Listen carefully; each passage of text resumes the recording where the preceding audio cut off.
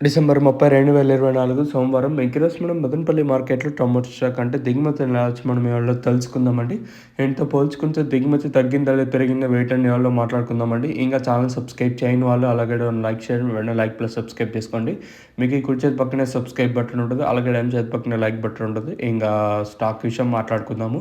దీంతో పోల్చుకుంటే దిగుమతి అయితే తగ్గింది. అంటే భారీగా అతి భారీగా కాకపోయినా కూడా దీంతో పోల్చుకుంటే స్వల్పంగా దిగుమతి అయితే తగ్గింది. మనం ముందుగా టీవీఎస్ మిడ్ లైన్‌లో చూసుకుంటే ఈ లైన్‌లో నేనుతో పోల్చుకుంటే తగ్గింది. అలాగే జీపీఆర్ మిడ్ లైన్ మాట్లాడుకున్నా కూడా అంటే నేనుతో పోల్చుకుని దిగుమతి తగ్గింది. మరి చూద్దాము ఈ వేలం పాటలు ఏమన్నా ఈరోజు కొంచెం అటు ఇటు ఉండొచ్చా లేదా చూడాలి. ఎందుకంటే నేనుతో పోల్చుకుంటే దిగుమతి స్వల్పంగా తగ్గింది కాబట్టి నిన్నంత భారీగా అతి భారీగా కాకపోయినా నేనుతో పోల్చుకుని తగ్గింది. మరి వేలం పాటలు ఏమన్నా ఫాస్ట్ ఉండొచ్చా లేదా చూడాలి.